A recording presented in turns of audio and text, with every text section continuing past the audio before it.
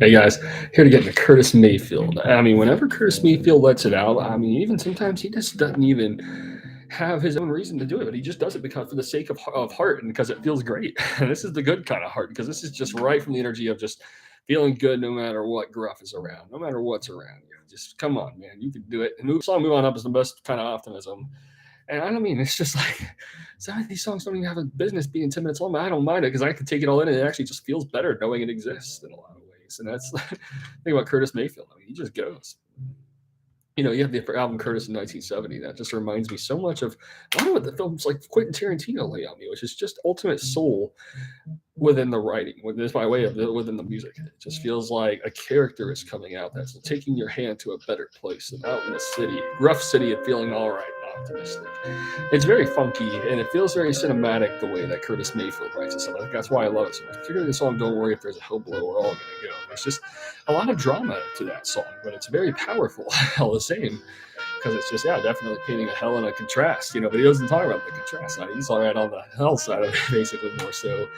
There's just a lot going into it. I mean, Curtis Mayfield literally outdoes himself with just some energy here. I mean, "Move On Up's heavenly, and it just literally has unbelievable energy of feeling great no matter what's around you. I mean, it's awesome the way it all plays. So the makings of you just ranks up as just one of the album's most beautiful songs. It just feels like pop energy of its own time. It feels a lot of like Pet Sounds, Beach Boys stuff, Pet Sounds era particularly, Brian Wilson. But it's like, We the People Who Are Darker Than the Blue. It's just so similar kind of feeling. Just very Latin influence. I mean, these are just perfect. Man, Give It Up, Other Side of Town. It's all great. Wild and Free, too. I mean, I love this stuff so much. I mean, the album Roots is 1971 is pretty great, too. But it's the album Superfly in 1972 I'm the most captivated by of all because I'm just so fascinated by I think the mystique of the blaxploitation genre. So I don't watch the films too much because it's literally I prefer to take that in through hip hop, that mystique. I'm really fascinated by it. And Superfly it kind of lays it out in the music fashion, just feeling ultimate swagger and good, in a lot of ways.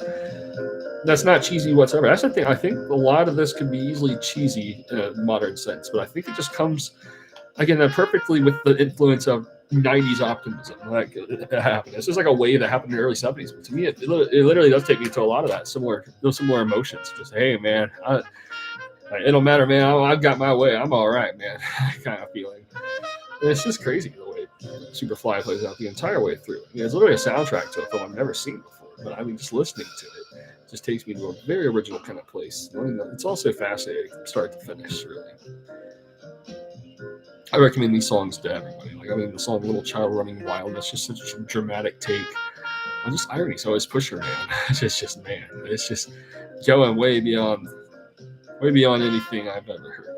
The self-titled track itself has such amazing bass to it. I mean, everything feels perfect. I mean, Eddie, You Should Know Better. It's just so dramatic. So is Nothing on Me Cocaine song, which is just such a lovely song. Oh, I love that beat so much. It literally is perfect as much as like Illmatic by Nas is. It really takes me to a lot of that. I mean, it's one of the best soul albums ever made. It literally is just like a continuing foundation of a lot of what like Marvin Gaye, Sly and the Family Stone were doing. This is like Curtis Mayfield's take. And I mean, these songs are just really genius. So, I mean, I should just sit down and listen to a little bit more of what he did after. There's an album, There's No Place Like America Today. I've heard bits of that. It sounds like it's really an interesting foundation for his career to come. But ultimately, it's the Superfly and the self-titled album Curse. They're quite perfect masterpieces. So I simply recommend those two albums particularly the songs like "Don't Worry If There's a Hill Below, We're All Gonna Go, Move On Up."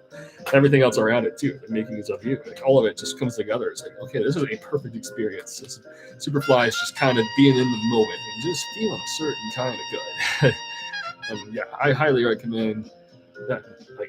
Curtis Mayfield to everybody. It's so easily recommended, and it comes right in the depths right before foreshadowing guys like Stevie Wonder to come. It's just like, hey, that's a genius level to be on. So hey, I'm right there. I'm all for it.